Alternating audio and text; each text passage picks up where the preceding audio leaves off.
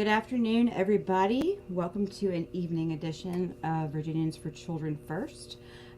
We have a special guest, and I've been promising you guys this story this story about Eleanor Hoppe, whose family are the founders of what used to be Hunton Williams and is now Hunton Andrews and Firth.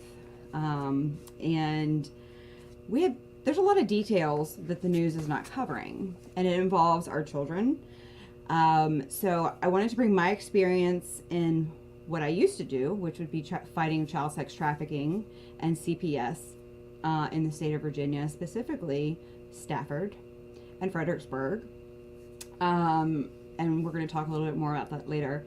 But Frankie Stocks with National File is,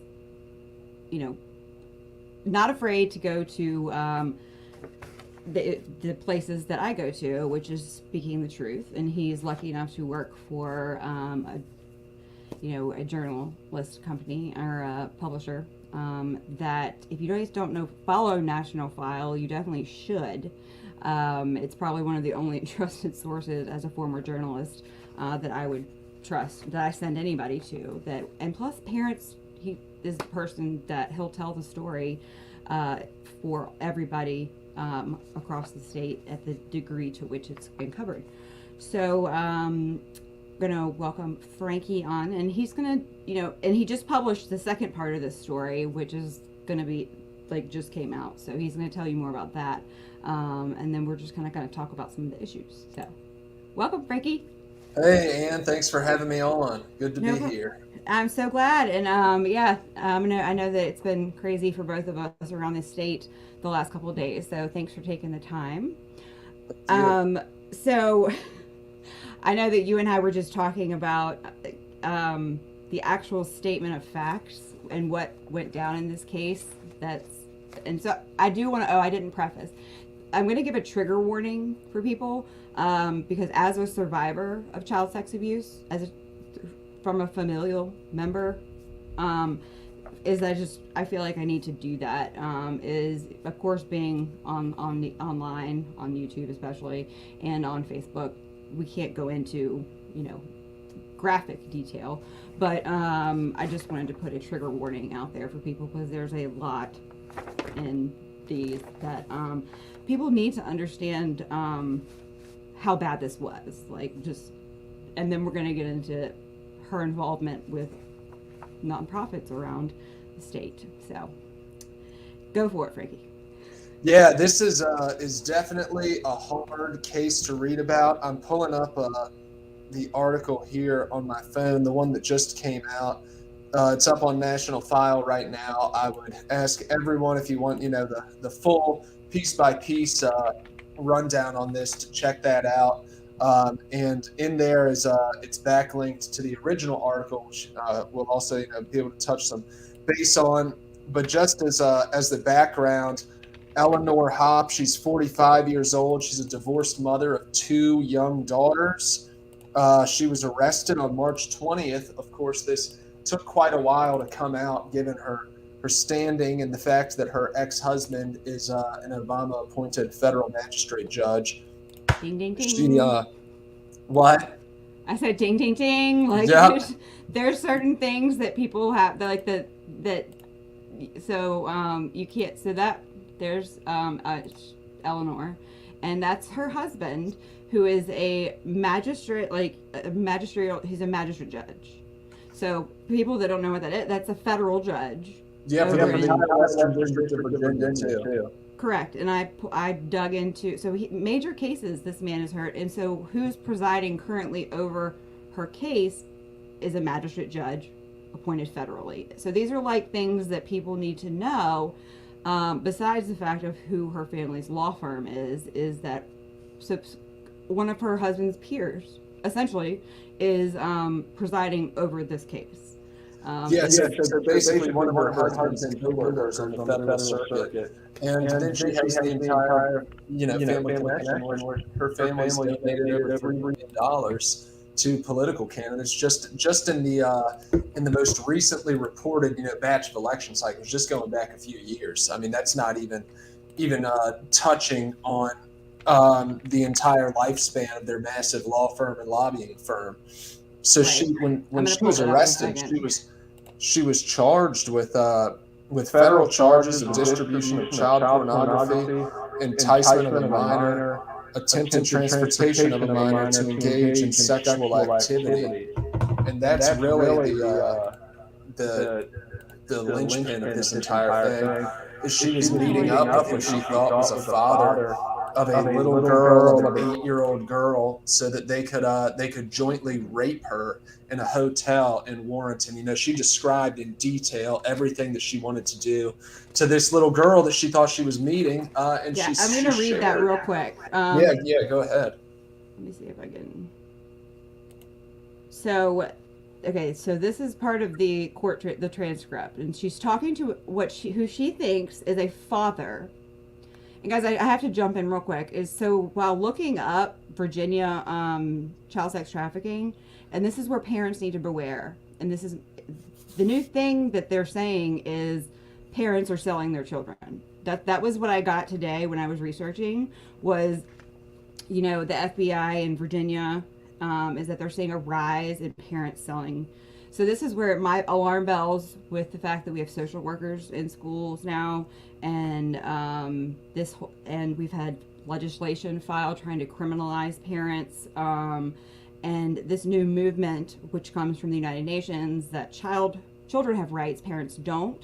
Is so when I see things like there's a rise in parents selling their children because of COVID. Like literally, I saw it like 5 times while researching. And I can tell you that that's after working with child sex trafficking and CPS in this state as long as I did, that's ludicrous. That's a setup. So I just, you know, like, and so this was set up, and she had gone on to what was it called, some kind of parenting. Like, she was taboo parenting. I didn't even want to Google that. Like, I didn't want to search that because, but I'm sure in the last month that's been searched a bunch. But that's what she was looking up. And so she got into a conversation, and the feds, of course. Remember that show that they used to have on all the time where they used to bust people doing this kind of stuff? Yeah, To Catch a Predator. Legendary show. Yeah. And that got me thinking, like, what would, like, if you tried to do a show today about that, can you imagine, like, it wouldn't be allowed, you know? Yeah, there's an online group called the Pedophile Hunters in England, and there was this viral clip where they confronted some perv that they found online, and he jumped in front of a freaking moving truck as it was going down the road and killed himself. So it was like instant justice. But here, they, like, that group, like, if this group was still around and you did that to them, and the UN just did what? And this is what people also need to understand, is that I've said this forever, is that with these transgender laws and kids being able to decide their gender without their parents whenever they want, is that, and then you have the UN last week coming down and, you know, pretty much sanctioning pedophilia, is that all of this stuff is questioning the age of consent. And so, and this is, you know, all these dots connect together, and it's the normalization of pedophilia. They're called MAPS now, minor attracted persons. No, they're pedophiles. And so that's like, like I tell people, you're waiting in the wings for NAMBLA, the North American Man-Boy Love Association, that's been around since the 60s, to kick open the door, because it's already cracked open for them for the age of consent. You know, so and the United Nations, that recent report, that's just one of many out of the United Nations where they call for this abolition of ages of consent and things like that. And you're right about the parents and the rise in the selling children. And 99% of those cases that you see are third world migrants who are selling their children either to some kind of trafficker that they're indebted to or what have you. Right. And yes, it's CPS that's largely trafficking kids, you know. Like this woman thought she was communicating with someone that wanted to sell their child. It was a federal sting operation, thankfully. Yep. But it's CPS. National Files actually reported on this quite a bit. The Stu Peters Network has reported on it massively, on the massive CPS trafficking that's going on all over the country, especially in the inner cities. Well, that's what I used to do, and some days I get a little bitter because now I'm fighting for children that have parents that love them. It makes me feel guilty because that's what I used to do. I went on 3 recoveries, and this is that it was like 36 girls at one of them. 22 of them were currently in foster care or with a foster parent. 21 of them had not been reported missing. They were still collecting checks. And that's what people have to understand, and especially in Virginia, people think, well, let's go fight CPS and that's not how it works. Virginia is actually one of the worst. I call it one of the dirty 13 because we're with New York, California, we are amongst the 13. We're the 13 worst as far as control. So the feds give every state money. They fund foster, but there's no federal oversight in any state. 0. They give the money, do what you want. A chunk of states, like 30 of them, have some oversight. There's about 10, like Vermont and those kind of places, that have the best oversight, which would be minimal, but at least it's kind of uniform. Virginia's one that it's a free-for-all. It is a literal 50-state every county, every division, free-for-all. And so that's why in this drive, I heard the VEA and the Senate Sub-Ed Committee this past session say that they're actually training their teachers to do home visits. And I think every episode on here, I tell parents, if a teacher shows up at your house, do not let them in. Is because this is all part of the data they're compiling that you don't know about, asking your kids things you don't know about. You're going in a file too, as well as they are. They're coming for your children. I tell them all the time. Yeah, and it's not just the schools; it's the nonprofits that they partner with, like where Eleanor Hoppe was working, and she was cataloging information on children, mining data on children. I'm gonna pull that up because hold on, because that's the new one. Let's see.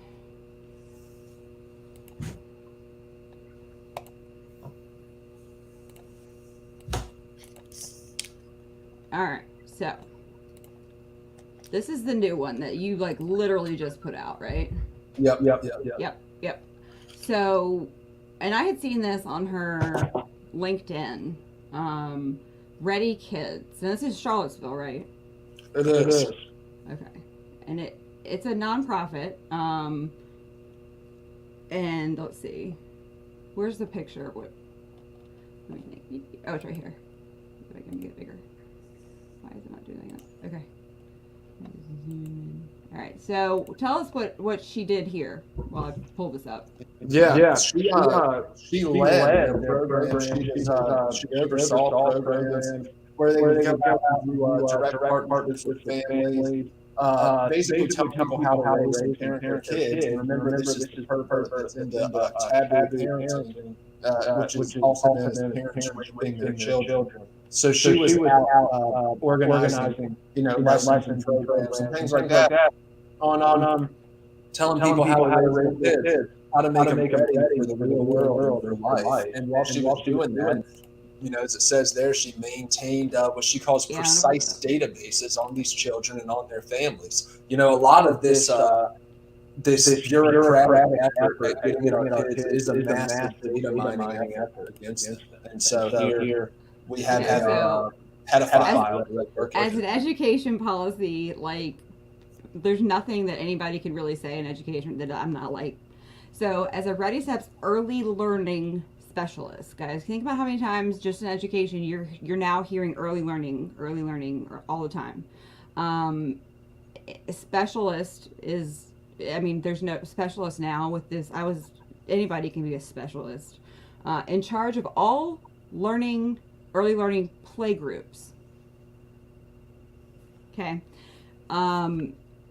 West Haven, Friendship Court, and Greenstone. And these are all where it's even worse. She has access to children who are underprivileged or undersupervised. that's how it works, and that's what I tell, when I'm trying to fight the trans movement, is they're going to remove your kids. Who's going to take them into a loving home? I don't think that Guzman, Crazy Pants Guzman, or Ghazala Hashmi, or Filler Corn, or any of them, or McClellan, or anybody that's pushing for this stuff, when you take them from their parents, they're not going to your home. You're not going to give them a loving, trans affirming home. They're going to go into where? The system. And children who go into the system hardly ever come out. Not only that, but children who are gender dysphoric, who are in gender crisis, they're like 36 times more likely to be child sex trafficked, and they're targeted by these people because they are in a more mentally not stable position, is another thing I tell people too. And it's the same thing with, black children, black families are targeted because in CPS, literally being poor is a crime, and so we think about welfare is horrific for black families. It is. And I'm not racist for saying that. I'm telling you that they're going to come target you and take your children. And is that they target, and it's happening now with even these lab schools that they're, Mecklenburg County, where I grew up, is that they're these new like workforce warehouses for children. They're targeting the kids who think that have had the least opportunity in life, and they're thinking it's wonderful. So it's everywhere. So, yeah, it is.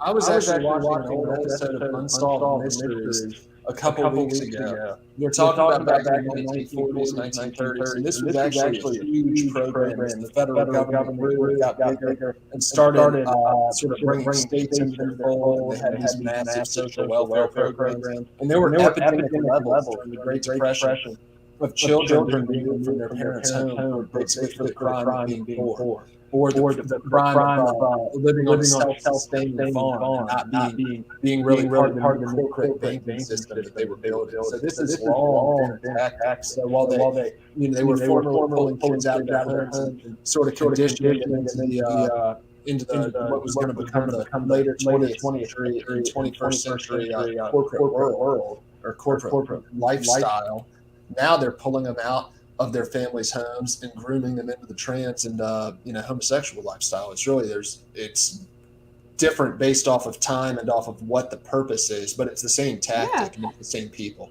It all started with, it was called the orphan train, and what they did, this was at the end, the 1800s, is that they were literally like in New York City. It was so people had tiny apartments packed with kids. They would tell parents, and I was talking to a parent out in Hanover, and they were like, "Should I send my kid to this leadership camp?" And I was reading it, and I was like, "You're smart enough to read this." No, but so they would tell parents that you can't afford your children. And it was called the orphan train. And you can look at it, and there's been movies and documentaries made, and they would ship them out to what was supposed to be a Midwestern loving family, and they ended up being slave labor farmhands, and they were never heard from again. And so you talk about like history, and that's like literally that happened. And then that's when after that is when they started the whole, well, we have to start looking out for the children. And then it just got, anytime you federalize anything, it just becomes horrendously worse. Yeah, it's like the entire, child welfare industry, as they call it, was founded and continues to exist on on basically removing children out of the arms of their parents. Yeah, and so I tell people, so Bill Clinton, the Clintons, and then you think about like Hillary and Epstein, which I'm not going to go there, but is that you understand when dots connect, you can't make them unconnect. So in 1994, which would also be the same time that he re-signed the Elementary and Secondary Education Act, which led us to No Child Left Behind, which led us to Every Student Succeeds, which is the hell we're living in now. Just so. He also signed the Safe Family and Adoption Act, and I believe that Hillary they guised that as to adopt or cross-racial adoptions. So if you adopt a child out in foster care, in under a year to a non-familial member, so somebody that's not the family, between $4,500 and $10,000 bonus, not the social worker, but the CPS. So they talk about incentivizing the destruction of families. Is that there's things like that they just go together, and it's crazy. Yeah, there's a bounty, a price per child, to remove them from the home, and then when they get to the foster parents, it's incentivized for them not to report them missing. Like you were saying earlier, that really happens. That happens every single day. These people do not report these children missing. They send them missing, on their own. They're responsible for them missing. Or it's just more convenient when they run off with some 30-year-old man that they met on the internet that they think is 14.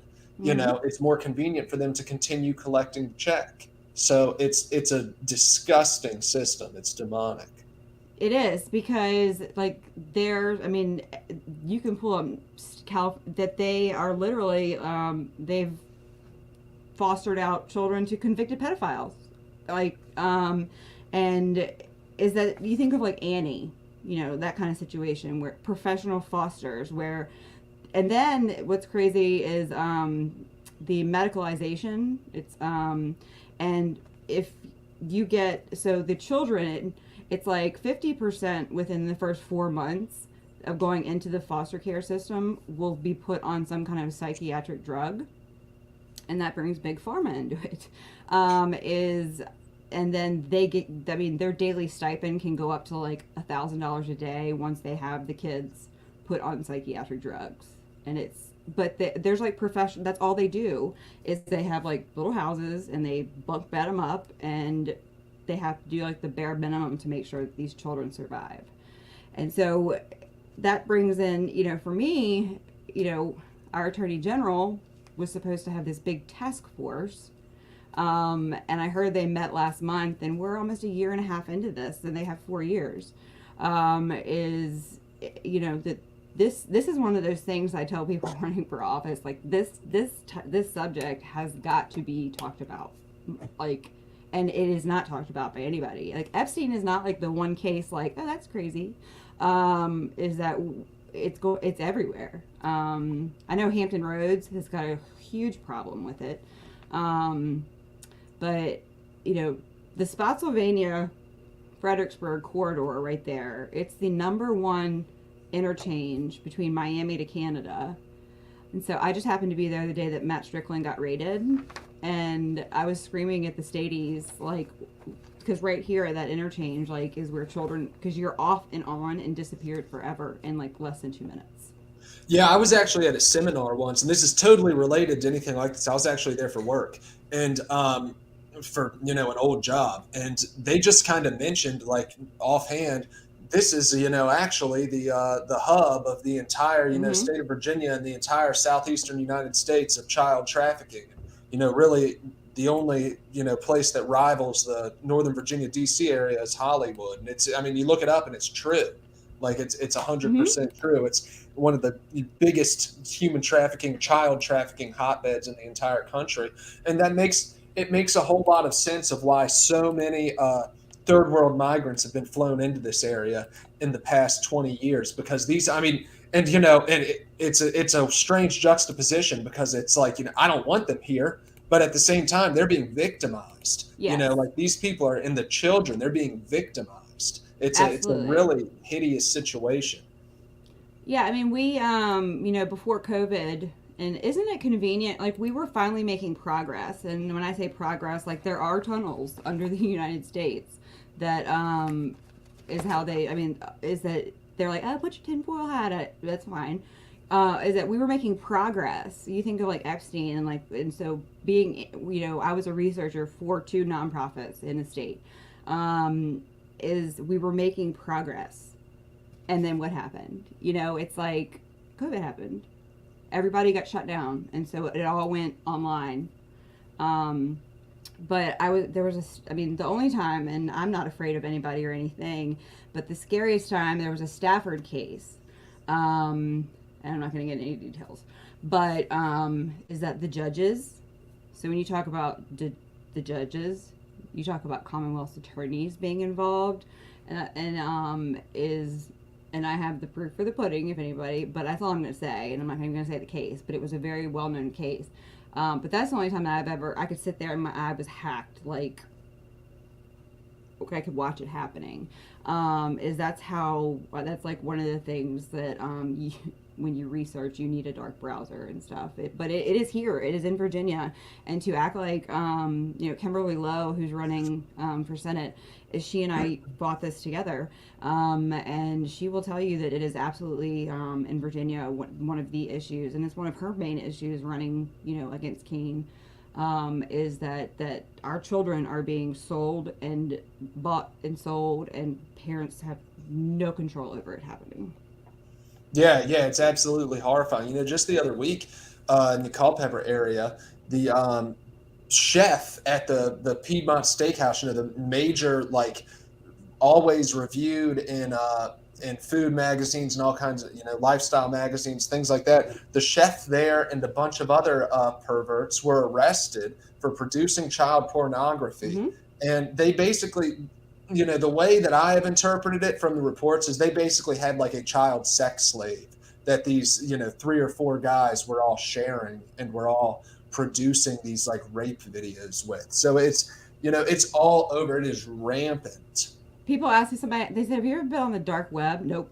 I won't go like, I don't even know how to get there. I don't want to know. But like, there's people that, these people that, because I've been on recoveries, and I'm going to read real quick before I know everybody, but is that these, so you're the undercover officers, the undercovers that had to sit there and act like a father, doing like, and they're going to, so I'm going to read, this would have been, so I guess end of February, she started in this group on taboo parenting. And then they contacted Google, I guess, and got, a warrant or subpoena, found out who her name was linked to, the actual person. And then they really started having the conversations and the court documents throughout. Then they issued the warrant. And then that was when they had the big sting where she actually went out and they arrested her. Let's see. I don't know which part to read.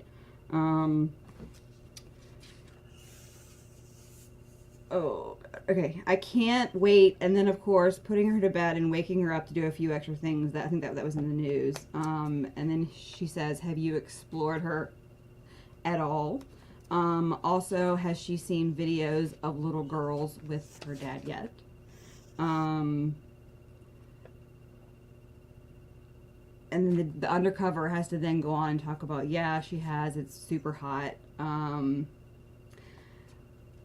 then to verify who she was, that's when they made her, for them to, I guess, vet that she was not stinging them, which is like a common practice. That's when she showed her top. And then she sent a video to them of a child being raped, like a young girl being raped by a man. Yeah, prepubescent girl, from behind, and it goes into like detail. And so this is important for people that actually have the belief of like when people come out and say, I was going to rescue her, Yeah. And so then they were also reported that they found on her like a robe, like lubricant, like a little like lingerie. go bag for pedophiles,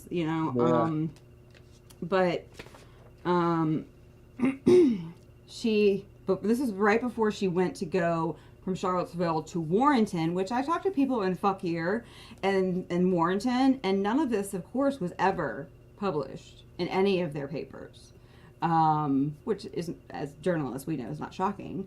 But where it happened, it was never even publicized or put in the papers. Yeah, I actually scoured the Fauquier Times newspaper looking for this and really found nothing. Globally and nationally is where the most people, and besides you, is where like UK like is not here. Like, Yeah. Yep. Yeah, it's everywhere else. so you think the money piece, who her dad is, who her parents are, like the founders. It's the second biggest law firm in the state. And it's Hunton Williams is how I know it to be. And because until 2018, that's what it was. But they're a global law firm. Like, that's the big thing, is they're so they're just the second in the state, but they're global, and they're one of the top lobbying firms for big people lobbyists. That's another thing. When we talk about the like pay to play, think about who you're taking your money from. And Yep. that these firms, what lobbying firms, so for parents like myself that go in as a parent lobbying, you think about how many of these people pay hundreds of thousands of dollars to pay attorneys, to pay that are professional lobbyists, and that's what we're up against. But then, so right before she goes, wake her up, let her take a bath, lots of bubbles, go ahead and make sure you're help soap her up from her, and she uses explicit words. Get her out of the tub, wrap her in a big towel, make sure you have the toys next to the bed. Remember, this is a special daddy-daughter night, so no clothes needed. And then the undercover says, yes, I like that plan. And then she says, it'll be worth it. So you're so far away. I'm on my way. Keep me posted. Don't forget to wash her from her to her and back again. And remember, these nights in the hotel with Dad are about nothing but having fun and feeling good, and with that word. And so that's just, it's triggering. And if you think about, this is an 8-year-old child, the mother of a 10 and 12-year-old. Yep. Is saying, okay, if you're going to rescue a child, there's no amount of, if you're a mother, literally that could choke those words out of your mouth. And that's what to then go save a child. Like, that amount of detail, and but yeah. So that was how, and that's who Eleanor is. And I think, we had this conversation, is that as a survivor, the chances of those children, and I will just say this, especially a mother with girls, is rare also, so we see that it's usually same sex or opposite sex when it involves women. And that's, but if it is rare, but for a mother to molest her daughters is rare too. But to think that to have this level of proclivity and not, this is just my experience, and that involves years later finding out about other family members in my situation, is that they can't contain it. So to think that this is a one time only, especially with where she used to work. Yeah, and I don't think that you're so brazen, basically, because it takes a lot to put this out there online, and go out and you're seeking out, and that there are people that are on there doing sting operations, but this is something that you so want to do that you take that chance and you drive 2 hours away to a hotel to rape a little girl, and you have all these videos. There's no way that this was her first time involved in this. She's had access to children, and there's really no way that she's not molesting her daughters in my mind. And then to add to that, there's no way that the children's father doesn't know that they're being sexually abused. Yeah, just so Big Brothers Big Sisters in Charlottesville, she was there for 1 year 7 months, and this is where she's again talking about partnerships, corporate partnerships. She's events. She's an event planner is kind of what her thing is, and there's no way. And I was reading an article from 2014 about Big Brothers Big Sisters where they did not vet, they don't have a proper criminal background check.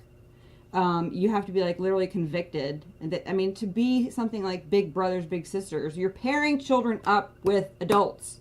Like, the vetting process should not be, well, you can be a criminal or even a felon, but as long as it's not, is literally what their background policy, their policy for background checks is. And so, but these people were shocked, and that I would be, but, and then people, is that these Big Brothers Big Sisters then now they're coming into our schools. So that's just to raise awareness for people as these, because we have no clue what's going on inside our public schools at all. And now they're bringing in all of these, behavioral mental health specialists. They're pairing up with private partnerships. Is that you have no idea what's coming in and out of those doors and what your children are being exposed to. Yeah, no, you 100% don't, and it's increasingly designed to lock parents out and to stop parents from seeing what their children are being exposed to, and it's because this is what they're being exposed to. Public schools partner with these organizations. They are inviting people like this into the schools to give them access to children. There were, if you type her name into Facebook, there's numerous posts of people, oh my God, she used to work with Ready Kids. She used to work with the Big Brother. So people around Charlottesville appear to be quite familiar with her. They know who she is. People who have young children. People like her so she grew up around me. So like I'm in Chesterfield, like Richmond, like my country club of Virginia, like money. Because she obviously went to St. Catherine's because I'm guessing she doesn't go there now, or her kids don't go there, but she had St. Catherine's. And it's, of course, her parents, she's from that area. And so people like her, like regulars, people like us, don't know these names. But if I was to go, my mom married Kentucky Bourbon Money after my parents got divorced. And so we're members, they are at CCB. Guarantee you I could have conversations with people that grew up with people like her because and then you've got money where Charlottesville is that people are going to know who she is, and I bet those people know a lot more because these people tend to run just like men do.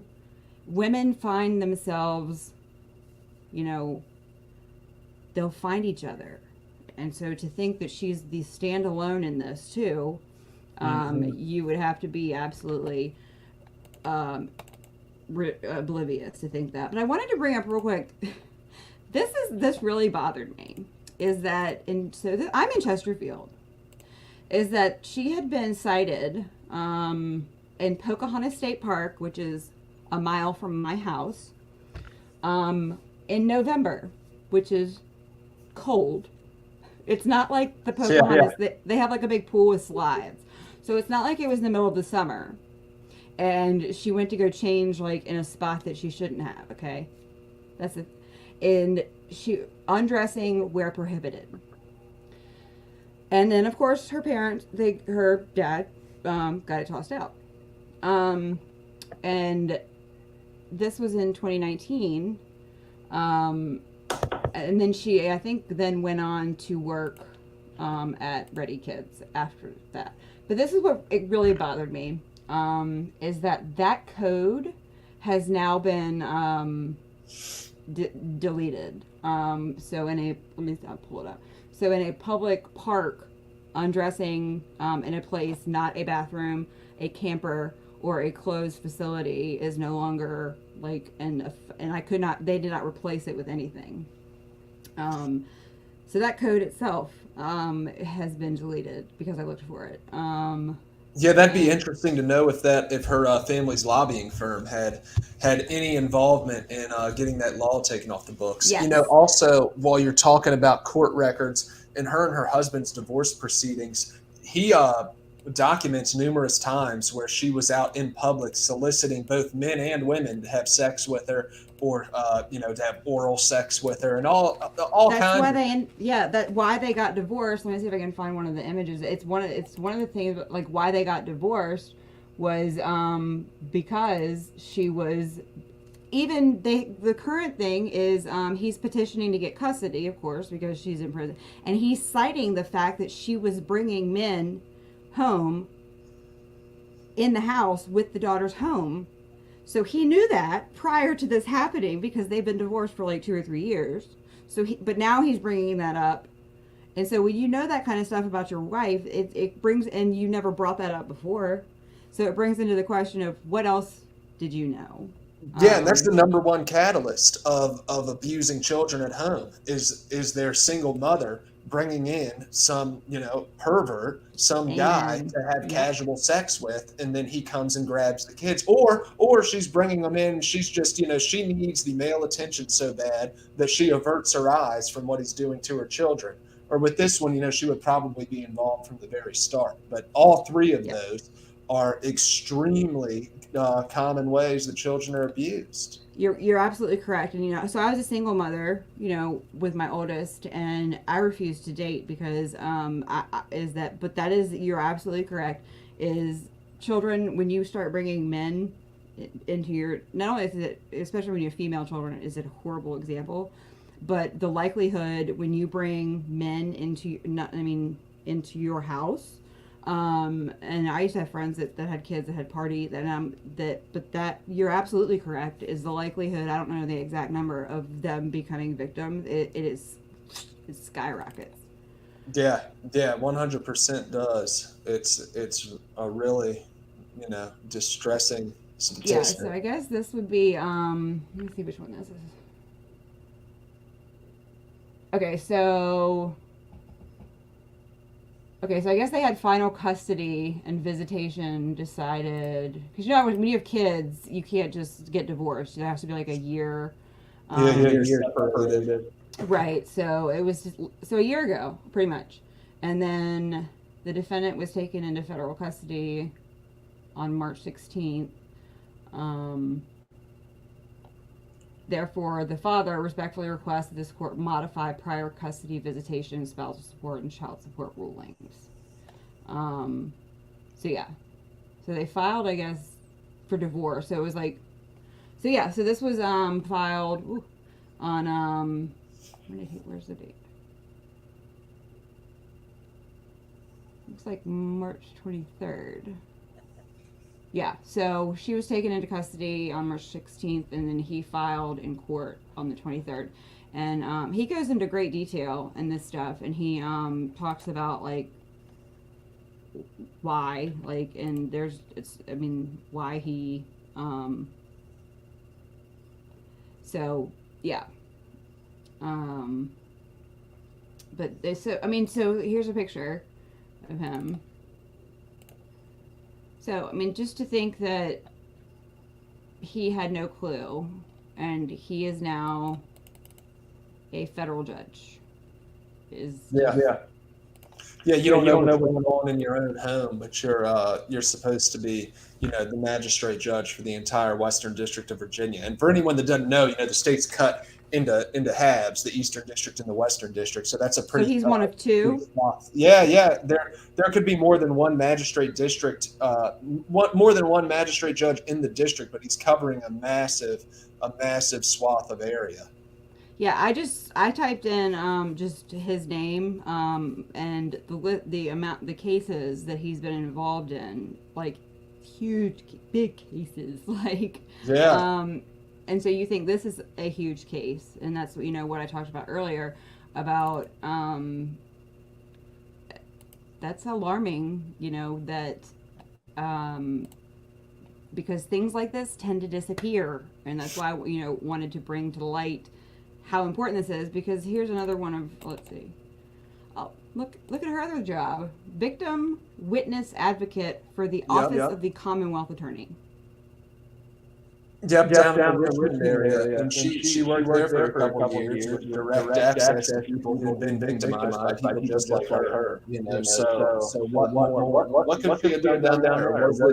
Was this entire thing she wanted this job because this was like getting her going she was learning, what happens to people when they're victimized and when they're sexually assaulted. Like, she got a front row seat to the entire thing. I mean, she's sick, so there could be a lot of motivations to her working at all these places. When I started looking through her LinkedIn and I saw her pattern of employment, it really seemed to me like someone that has this in their mind, someone that's this demented, that every single job that she took for a reason.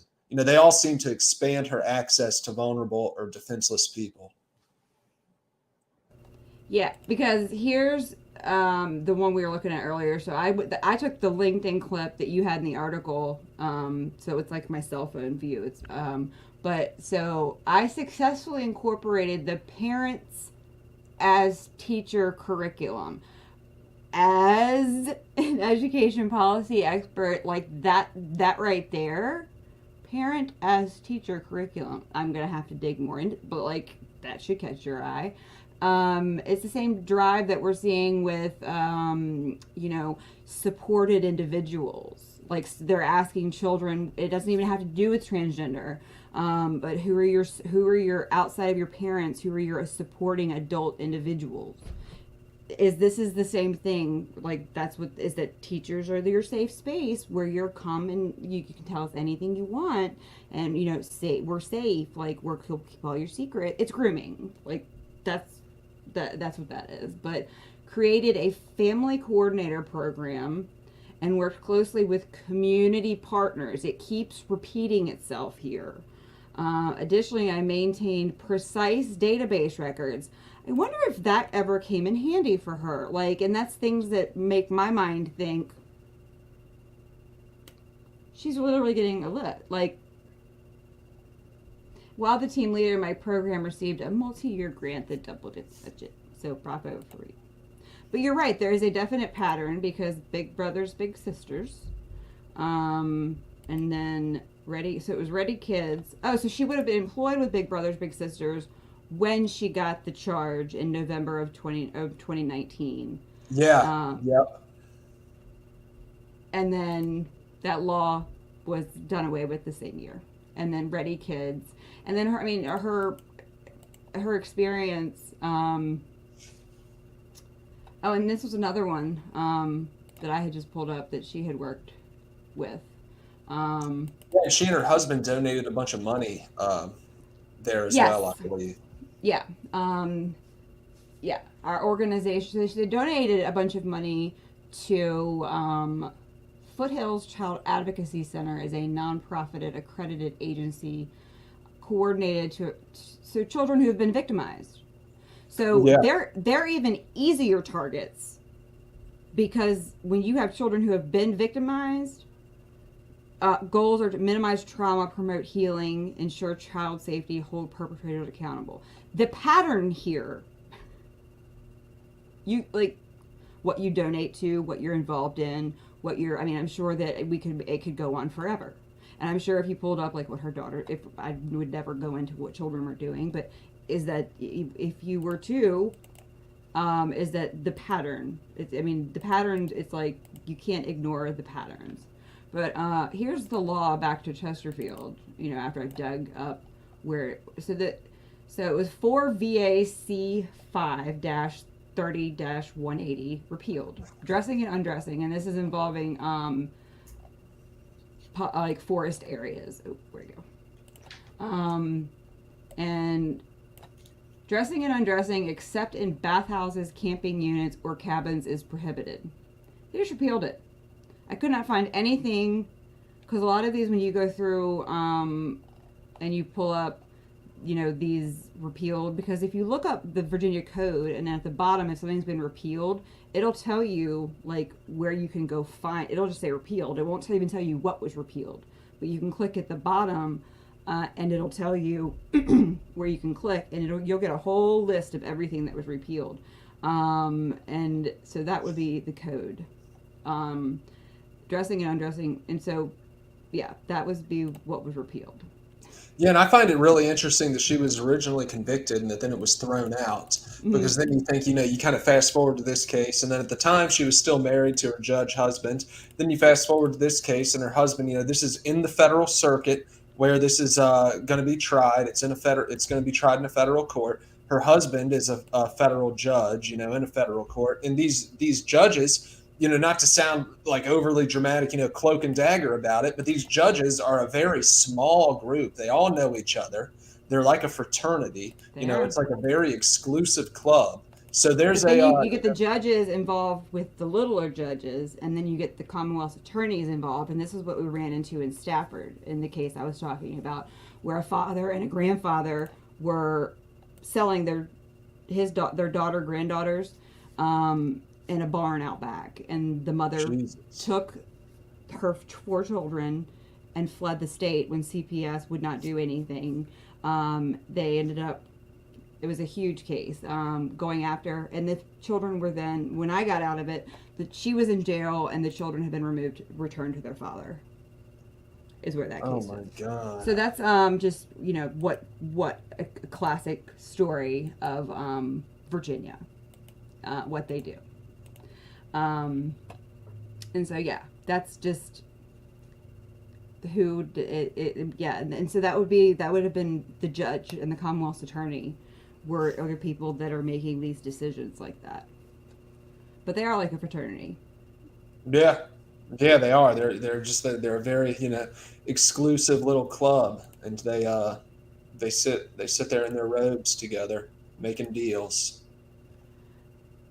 So just thank you for coming on. The reason why people have said is that the reason I call when pedophilia and politics collide is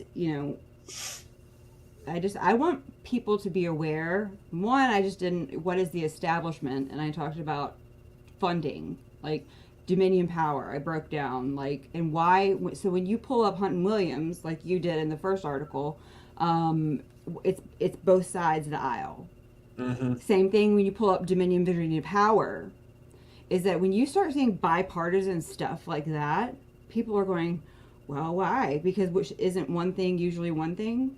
Isn't one thing usually, but is that these are the people, this is where Virginians for Children First and what I do comes in, these are the people creating education policy for the future workforce. And that's why when I call it the uniparty destruction of education, it's because whether it's Allianz, Anthem, Genworth, is that they are and the World Economic Forum, the VDOE will probably state what they determine our children need to be 21st century, totally dystopian, pre-crime. We're going to determine what they need. Is that's also when the Chamber of Commerce, and you need to is that these people that's why this is all important, and why. So politics and pedophilia, and so it's to draw attention that when you take money, people think I'm not ever going to be like an Epstein, because I guess a lot of those people were probably innocent on that manifesto.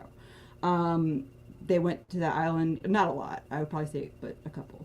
But is that because I hope that vpap.org, guys, if you don't go there, go there. They publish articles like every day of stuff that you should know. Yeah, Virginia's lucky that we have VPAP is a great tool. A lot of states have nothing similar to that. I don't want to give anyone the impression it's related to the state government, because it's not. It's independent, but it's a great tool, a great resource. And I'm not affiliated with them either, but I use it all the time. Yeah, I mean, so that's where we found out that, so Act Blue, which is essentially BLM PayPal, that's where we found out that our 2 leftist school board members, the other 3 had used checking accounts and 1 used PayPal. The leftist 2 had used Act Blue, which is essentially funneling their campaign funds through BLM PayPal, Act Blue. And so, I mean, school boards, but when you want to talk, when we talk about money and how much money, and so when you think about incumbents, and this is what I encourage everybody to do, is if you're wondering how these incumbents keep winning, go, and they've been in office for, say, 12 years, go look at their VPAP. And if you're worried about education, if they've taken big dollars from big companies, they're not beholden to you, the people, anymore. They are beholden to the companies. And that's why we have to get rid of like this big funding from these companies, is because they're answering to them. They're not answering to you who elected them. Money comes at a price. And this just happens to be a situation where politics and pedophilia combine. And it just brings, for me in my life experience and my experience in both of these fights, it is like one blown up, when I say blown up, like perfect example of what accountability and what happens when there is no accountability at any level in this state, and which is what every parent is going through right now. Is this is what happens. Yeah, it is, and it's it's disgusting that you see it play out locally. Like, we both live in Virginia, and so it's not one of those issues with pedophilia and politics, being like this. It's not one of those issues that you can just watch from afar and that is on the news, playing out in some foreign country or in California or whatever. Like, it's right here, and it's happening every day. And as we've kind of alluded to throughout your broadcast, it's this situation with Eleanor, Hope Hoppe, whatever the hell her name is. This is part of a much bigger and much wider issue and much wider, really, circle of child predators that are all embedded within these nonprofits and within these non-governmental organizations and our government, and government. Correct. Is that so? When you see things like partnership, community partnership, which is like, it's everywhere at the state level, at the federal level, at the local level. When you see community partnership, okay, you'll see community, like, and then you'll see like family engagement in tiny letters. But the community they're bringing in, and they're leaving you out. And so it's a very important, part of the legislation and education transparency that they laughed at, because it's all law, but we just need to recognize it, was just like field trips. Because if you're leaving the school to go to a non-school place with non-school people, you have to get a what? Permission slip. And so we will try it again once we get the right for this next election. And for those with primaries, if y'all have any questions about who's running in your area, let me know. But is that you have to, is the same thing. If you're going to take my child out of the school, you have, when you bring somebody into the school who is not a government county employee, then you have to get its assemblies. This would keep so much stuff. It's the same logic of, if you're going to take my kid out of the building, same thing when you bring people into the building, you have to get a permission slip, who are going to have interactions with my children. It's the same logic. And if school boards wanted to, they could actually enforce the law that way. Because if you're going to take a kid out of the school, you have to actually get a permission slip. So the same logic would apply if you're going to bring people that a child would not be exposed to if they were not in the school system into the school. You should do the same thing, because that's and look, so this group that you were talking about, we didn't get to this in the article. So Ready Kids also does what? They massively promote the trans kids industry. The trans lobby agenda. They promote it. They have numerous posts on their social media all about trans kids, specifically trans kids in Virginia schools, as you can see in the picture right there. So free they're counseling for LGBTQIA plus kids and teens. If a child you know, not as a parent, if your child, okay, if a child identifies as LGBT and has experienced adversity, give the counseling. I'm going to copy this and paste it into the feed, so that people watching will have it. But and then support transgender youth in Virginia public schools. Like, provide. Oh, this was encouraging public comment on the new model policy. Look, due by February 3rd. And so these people, you want to talk about? Yeah, they're actively lobbying. They're actively lobbying for our schools to be overhauled with this trans agenda. And it's openly predatory. If you know a child, like you said, not if it's your child, if you know a child. To bring us children. Bring us Right. children that you know. Let us And there's into your kids' schools. safe space, if that's another word I tell parents. Okay, it's like when you're talking about climate, if your kid has climate is how racist is your school. Like safe space is how safe is it for trans kids. Like that's what that literally means. It doesn't mean anybody else. So when you talk about, we need to create a safe space, a safe learning environment, they're not talking about it like we would think to talk about it. Yeah, it's a pro-gay or a pro-LGBT learning environment, school environment. That's exactly what it is. It's safe for drag queens. Yeah, is that it's safe? We'll be your safe person. Like Yep. teachers are already mandated reporters. Okay, so if a child, and I'm gonna pull up. So I'm speaking in Louisa County on Thursday, and so whenever I go speak somewhere, I look up their school divisions, so that I can speak directly to. And so I'm just real quick. I'm just going to show that this is how easy. There is law that says that counseling of any kind has to have affirmative parental consent, not in loco parentis, which is what schools are currently doing. And so I pulled up Louisa, and then I just picked one. And you pick one of the schools, and then you go to let's see, students. Where was it? And it says parents, but it's anybody. Students, click here. So the students in their Chromebooks, without you knowing, you can go in and you click in, and of course, I don't have a school ID. Yeah, but they're logged in on their school account, so they can get right in. Yeah. So all you do is that you click that button and you submit a little Google form, and your kid tells the counselor they want to come meet with them, and you, the parent, have no clue what they're. And then they're going.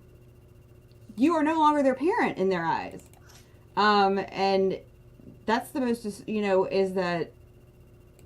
But even when you click on the student portion,